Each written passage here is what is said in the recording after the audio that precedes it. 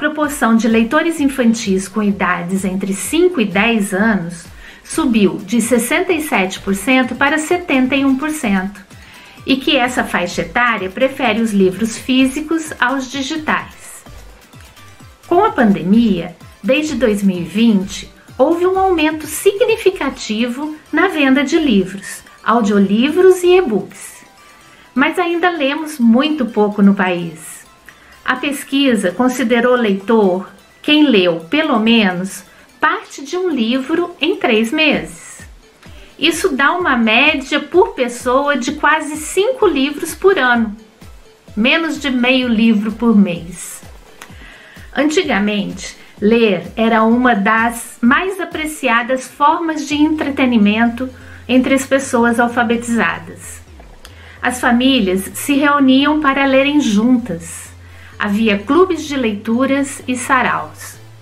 Com a invenção do rádio, as radionovelas dividiram espaço com os romances escritos. Quando a TV chegou, as reuniões em família passaram a ser em frente do aparelho, assistindo telenovelas. E a literatura foi perdendo terreno. Hoje em dia, com a concorrência cada vez mais dos vídeos e outras mídias nas redes sociais, a literatura vem sendo deixada de lado de forma ainda mais acelerada.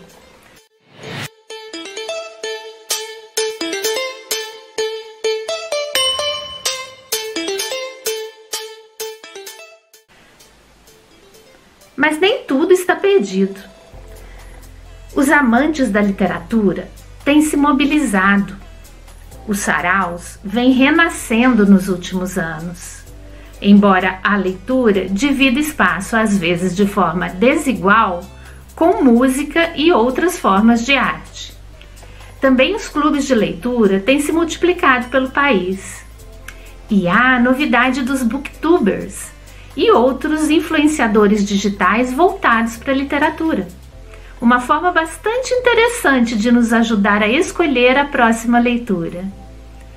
Apesar dessas formas de eventos atraírem principalmente os iniciados, sua divulgação pode gerar interesse e atiçar a curiosidade de quem ainda não despertou para as letras.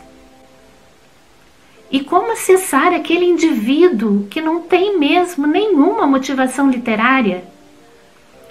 Acredito que, como qualquer ação de marketing de incentivo ao consumo, é preciso, primeiro, criar o encantamento.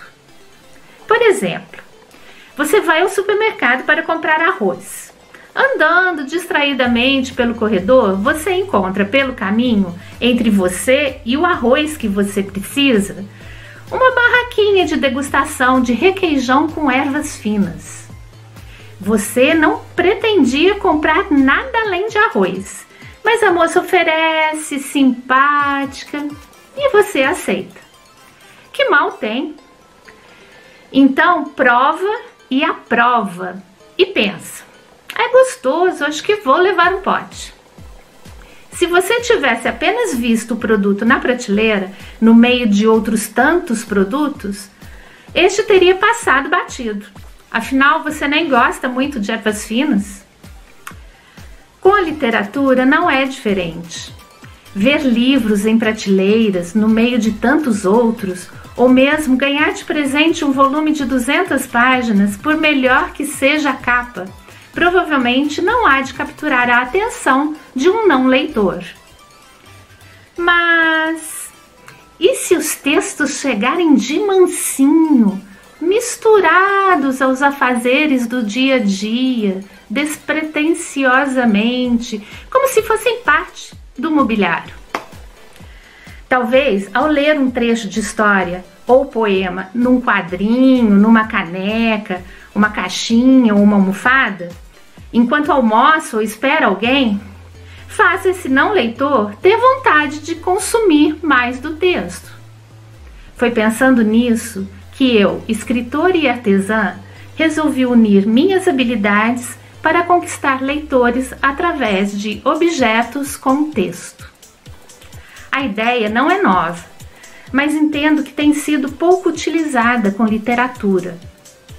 Vê-se muitos objetos reproduzindo letras de músicas populares e alguns poucos textos de autores consagrados, sempre os mesmos. Falta ampliar esse repertório.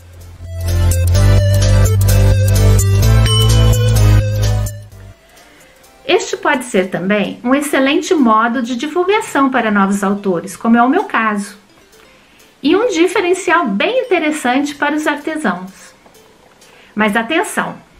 Importante lembrar que para usar textos de outras pessoas, sejam elas novos autores ou escritores consagrados, é preciso pedir permissão e muitas vezes pagar os direitos autorais, caso sejam devidos.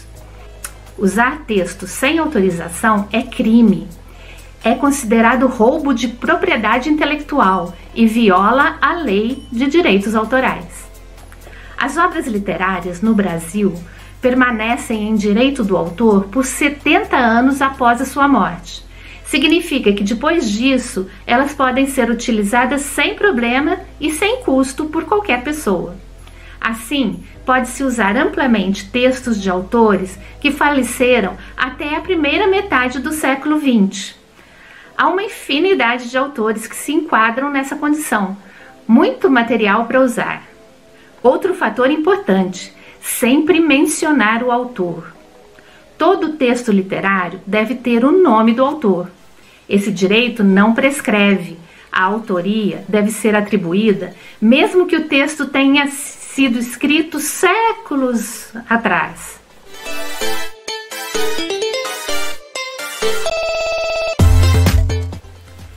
Pensar nas próximas gerações de leitores é fundamental. Ler ou contar história para as crianças à sua volta é o primeiro passo para se criar leitores e uma excelente oportunidade de conexão com os pequeninos. São momentos mágicos e as crianças passam a associar histórias e livros com a sensação de prazer e a atenção recebida dos adultos. Os livros infantis são mais coloridos e oferecem uma linguagem que, ao mesmo tempo, amplia o vocabulário e se conecta com o mundo infantil. E estes livros podem ser oferecidos às crianças desde bem pequenas. Para elas, livros de pano ou materiais resistentes são os mais indicados, tornando-se também um instrumento de descoberta do mundo pelo tato.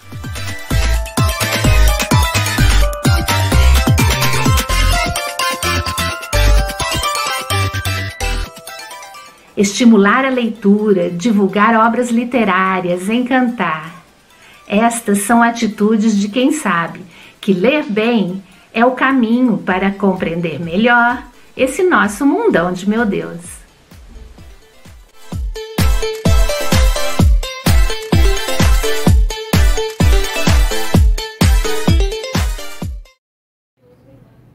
Salve todos os loucos! Eu sou o Ventania. Eu apoio a criatividade em Varginha.